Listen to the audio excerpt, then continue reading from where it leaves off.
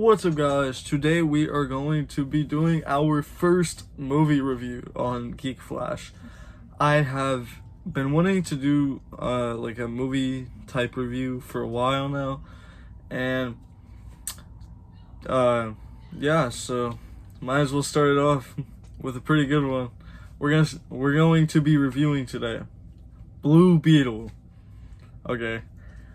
I've seen this movie. I was really excited for it. Like my expectations, like everybody's been like, "Oh, it's gonna be an alright movie. It's gonna be an alright movie."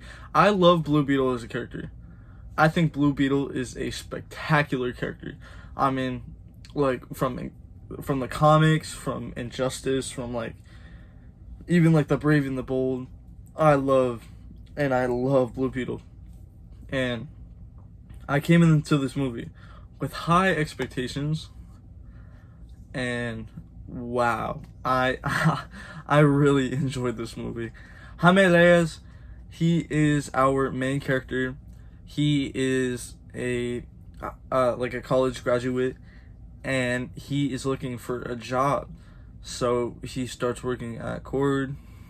He gets fired, and he gets entrusted this Blue Beetle scarab that, well, kind of links with him, and he has to try to figure out how to use these powers while also trying to keep his family safe.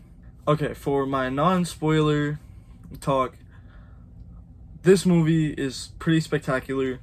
I love the family dynamic with him. I like the way that they play out his origin story. I think it's very different. The soundtrack, it's very like techno, I guess. It's very vibrant and different than what DC normally does with their movies. I think the suit looks great. I think the action was pretty spectacular. And I also think that the villain was a little bland, but I think it's still made for a pretty solid Blue Beetle movie. Now into spoiler talk. So first of all, I really enjoy this whole like family dynamic that he's got going on. The sister is very optimistic. She's very like out there, sarcastic. So is his brother, and I really like that. George Lopez, he did great. And I like his relationship he has with his dad, which we'll talk about that later. How he got his powers, I really like. I really like the inclusion that like he didn't find the scarab, but like it got given to him, and I don't know, just little details like that kind of matter to me. But of course, they had to mention how it chose him, and yeah, I do like how the scarab, like, it kind of teaches him how to do combat and stuff. And as he develops in the movie, I really like how he starts to use different, like, abilities and stuff, different weapons. Like, I love his, like, cannons, of course. The sword thing was pretty cool. I also really like the staple things that he can do, where he, like, staples stuff, like, I don't know what they're called, like these little rings that he shoots out. I really like that. I like the relationship between him and Ted Kord's daughter, and I really like how she was kind of developed as kind of like the rebel of her family.